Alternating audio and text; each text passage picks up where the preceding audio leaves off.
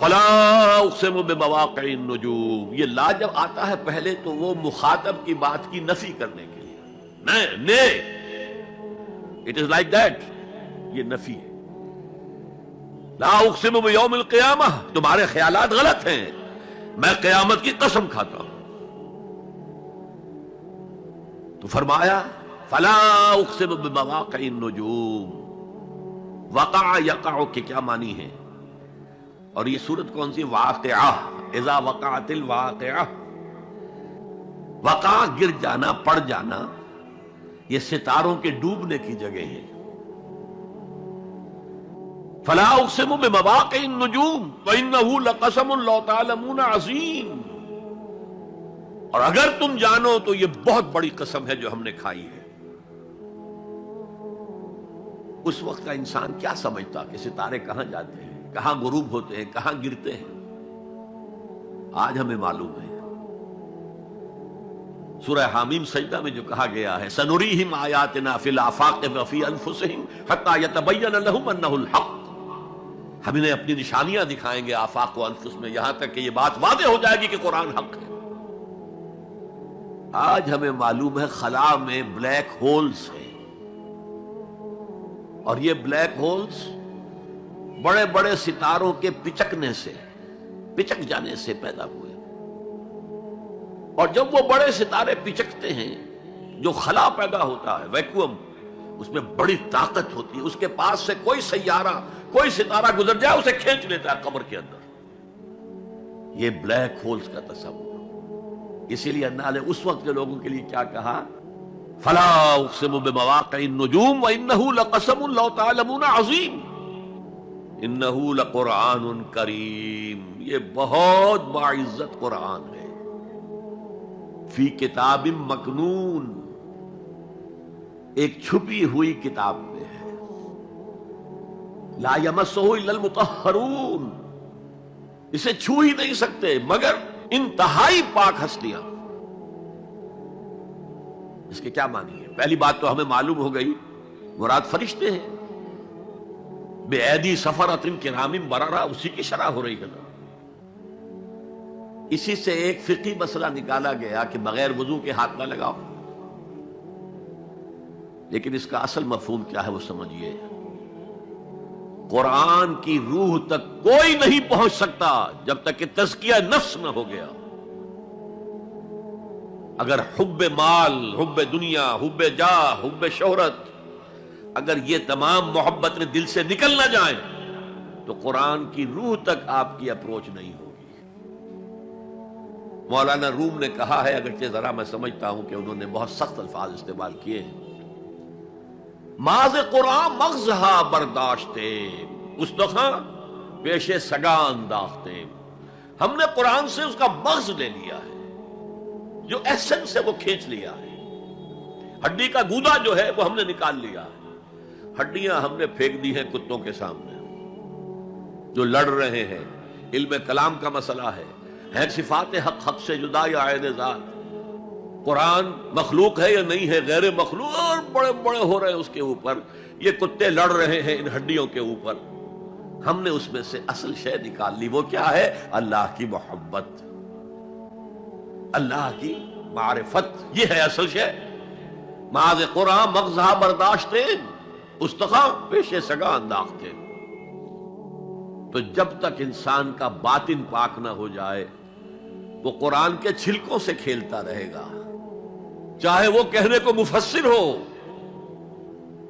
قرآن کے باطن تک کبھی نہیں پہنچے گا۔ فی کتاب مکنون لا یمسہ الا المطہرون تنزیل من رب العالمین، یہ تھوڑا تھوڑا کر کے اتارا گیا ہے رب العالمین کی طرف سے۔ انزال کے معنی ہے دفعتاً اتار دینا۔ لیلۃ القدر میں آیا انا انزلناہ فی لیلۃ القدر، رمضان کے بارے میں شہر رمضان الذی انزل فیہ القرآن، باب افعال، لیکن حضور پر ایک دم نہیں اترا، تھوڑا تھوڑا تھوڑا تھوڑا 23 برس میں جا کر اس کی تکمیل ہوئی۔ اب دیکھیے جو شکوہ کیا اللہ نے، کیا اس جیسی نعمت سے تم مداہنت کر رہے ہو، بے اعتنائی کر رہے ہو؟ اسے پڑھتے نہیں ہو، اسے سمجھتے نہیں ہو، اس پر عمل نہیں کرتے، اسے اپنا امام نہیں بناتے، تمہارا طرز عمل یہ ہے، بلکہ تم نے اپنا نصیب یہ بنا لیا ہے کہ تم اسے جھٹلا رہے ہو۔ غور کیجئے، جھٹلانا جو ہے دو طرح کا ہے۔ ایک ہے زبان سے کہنا، یہ نہیں ہے، کوئی اللہ کا کلام نہیں ہے، یہ قرآن وغیرہ جھوٹ، سب اساطیر الاولین ہے، یہ محمد نے گھڑ لیا ہے وغیرہ وغیرہ، جھٹلانا ہو گیا۔ ایک جھٹلانا ہے عمل سے جھٹلانا، مان تو لیا اللہ کا کلام ہے لیکن اس کی حرام کردہ شے کو اپنے لیے حلال کیا ہوا ہے۔ حدیث نبوی ہے، ما آمن بالقرآن من استحل محارمہ، اس شخص کا قرآن پر کوئی ایمان نہیں ہے جو اس کی حرام کردہ چیز کو اپنے لیے حلال ٹھہرا لے۔ اس سے اعتبار سے غور کیجئے، اور اس کی مثال بھی دی ہوئی ہے سورہ جمعہ میں، مثل الذین حملوا التوراۃ ثم لم يحملوها كمثل الحمار يحمل اسفارا بئس مثل القوم الذین کذبوا بآیات اللہ واللہ لا يهدی القوم الظالمین۔ مثال ان لوگوں کی جو حامل تورات بنائے گئے تھے اور پھر انہوں نے اس کی ذمہ داری کو ادا نہیں کیا، اسے قائم نہیں کیا، اس کے احکام پر عمل نہیں کیا۔ جیسے فرمایا ہے سورہ اعراف میں، قل یا اہل الکتاب، کہہ دیجئے اے نبی صلی اللہ علیہ وسلم، اے کتاب والو، لستم علی شیء حتی تقیموا التوراۃ والانجیل وما انزل الیکم من ربکم، تمہاری کوئی حیثیت ہماری نگاہ میں نہیں ہے، تمہارا منہ نہیں ہے کہ ہم سے دعا کرو جب تک کہ تم تورات اور انجیل کو اور جو کچھ نازل کیا گیا تمہاری طرف اسے قائم نہیں کرتے۔ آج اللہ ہماری دعائیں نہیں سنتا، 30 لاکھ جا کر حج کرتے ہیں، دنیا کے حالات میں کوئی ذرہ برابر فرق آتا ہے؟ اول تو حرام کی کمائی سے حج ہو رہا ہے، تو حج ہے ہی نہیں سرے سے۔ جو کچھ کرتے گئے تھے سودی کاروبار وہی آ کر دوبارہ شروع کر دیا، سرکاری ملازم تو جو رشوت پہلے لے رہے تھے اس کے بعد آ کر شروع کر دیا۔ یہ کیا ہے؟ یہ تکذیب بالعمل ہے، جھٹلانا ہے۔ تم نے اپنا نصیب یہ بنا لیا ہے کہ تم قرآن کو جھٹلا رہے ہو، جیسے کہ انہوں نے جھٹلایا تھا۔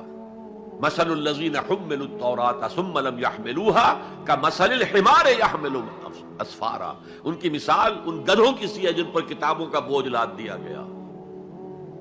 مکالمات فلاں تم کشڑی باندھ کر گدھے کے اوپر رکھ دیجئے تو کیا وہ واقعی منطقی اور فلسفی بن جائے گا؟ یہ مثال اللہ دے رہا ہے۔ اور یہ مثال کیوں دی گئی ہے؟ اس آئینے میں ہمیں ہماری تصویر دکھائی گئی ہے۔ تم اگر قرآن کا حق ادا نہیں کر رہے تو تمہاری مثال وہی ہے جو یہود کی تھی۔ بئس مثل القوم الذین کذبوا بآیات اللہ، بری مثال ہے اس قوم کی جس نے اللہ کی آیات کو جھٹلایا۔ تو زبان سے تو یہودیوں نے کبھی نہیں جھٹلایا تورات کو، عمل سے جھٹلایا ہے۔ یہ وہ 5 مقامات ہیں جن میں اللہ تعالیٰ نے خود اپنے کلام کی ثنا بیان کی ہے، تعریف کی ہے، اس کی عظمت کو بیان کیا۔ اب میں آپ کے سامنے ایک حدیث رکھنا چاہتا ہوں، حضور نے کیا فرمایا۔ ایک حدیث سنا چکا ہوں آپ کو، عن عثمان بن عفان رضی اللہ تعالی عنہ قال قال رسول اللہ صلی اللہ علیہ وسلم خیرکم من تعلم القرآن وعلمہ، تم میں سے بہترین لوگ وہ ہیں جو قرآن سیکھیں اور سکھائیں۔ یہ حدیث بڑی عجیب ہے، یہ ترمذی میں بھی ہے اور دارمی میں ہے، اور اس کے راوی حضرت علی ہیں رضی اللہ تعالی عنہ۔ عن علی رضی اللہ عنہ قال، حضرت علی فرماتے ہیں انی سمعت رسول اللہ صلی اللہ علیہ وسلم یقول، میں نے سنا اللہ کے رسول صلی اللہ علیہ وسلم کو یہ کہتے ہوئے، انہا ستکون فتنۃ، ان قریب ایک بہت بڑا فتنہ رونما ہوگا۔ حضرت علی فرماتے ہیں قلت، میں نے عرض کیا مل مخرج منہا یا رسول اللہ، اللہ کے رسول یہ فرمائیے اس فتنے سے بچنے کا، نکلنے کا راستہ کون سا ہوگا؟ جیسے آپ بڑے بڑے حالوں میں دیکھتے ہیں ایگزٹ، عرب ممالک میں لکھا ہوتا ہے مخرج، اگر کہیں آگ لگ جائے، کہیں دھواں بڑھ جائے تو نکلو، ان لال جو روشنیاں ہیں ان کے اندر جو نیچے دروازے ہیں ان کی طرف جاؤ، یہ مخرج ہے جان بچانے کی ہے۔ یہاں ایک لحظہ توقف کر کے ہمارا اور صحابہ کا جو فرق ہے اس کو نوٹ کر لیجئے. اگر ہم ہوتے تو کیا پوچھتے؟ حضور یہ فتنہ کب آئے گا، کدھر سے آئے گا، کیوں آئے گا، کیا ہوگا؟ یہ سارے سوالات کرتے نا، جن کا عمل سے کوئی تعلق نہیں، معلومات ہے. حضرت علی نے کچھ نہیں پوچھا، بس آپ نے فرما دیا کہ بہت بڑا فتنہ ہوگا، تو بس ہمیں یہ بتائیے کہ اس سے نکلنے کا راستہ کیا ہے. اب سنیے حضور کی زبان سے قرآن مجید کی مدح. قالا کتاب اللہ، فتنوں سے بچانے والی اللہ کی کتاب ہے. فیہ نبأ ما قبلکم، اس میں تم سے پہلے جو تھے ان کی بھی خبریں ہیں. قوم نوح اور قوم عاد اور قوم ثمود اور قوم مدین اور آل فرعون اور صدوم اور عمورہ کی بستیوں کے حالات ہیں کہ نہیں؟ وَخَبَرُ مَا بَعْدَكُمْ، اس میں تمہارے بعد جو آنے والے حالات ہیں وہ بھی درج ہیں. ذرا کھدائی کر کے نکالنا پڑتا ہے ورنہ حالات موجود ہیں. ایک اوپر کی چیز ہے، سامنے کی چیز ہے، ایک ذرا اندر سے کھدائی کر کے. لیکن یہ کہ حضور فرما رہے ہیں خبرو ما بعدکم وحکم ما بینکم، اور جو بھی اختلافات تمہارے درمیان ہوں گے ان کا فیصلہ بھی اس کتاب میں موجود ہے. کاش کہ ہم اپنے مذہبی اختلافات کو رفع کرنے کے لیے قرآن کی طرف رجوع کریں جو حبل اللہ ہے. واعتصموا بحبل اللہ جميعا ولا تفرقوا. تو فرمایا کتاب اللہ فیہ نبأ ما قبلکم وخبر ما بعدکم وحکم ما بینکم هو الفصل لیس بالحزل، وہ فیصلہ کن کلام ہے، ایسے ہی یاوہ گوئی نہیں ہے.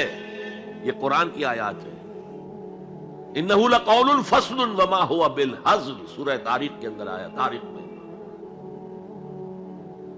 هو الفصل لیس بالحزل من ترکہ من جبار قسمہ اللہ. اگر کوئی جبار شخص اپنی سرکشی میں اس قرآن کو ترک کر دے گا اللہ اسے پیس کر رکھ دے گا. وَمَنِ ابْتَغَى الْهُدَى فِي غَيْرِهِ أَضَلَّهُ اللَّهُ، اور جو کوئی ہدایت حاصل کرنا چاہے گا قرآن کے سوا کسی اور چیز سے اللہ اسے لازماً گمراہ کرے گا. کتاب ہدایت تو یہ ہے.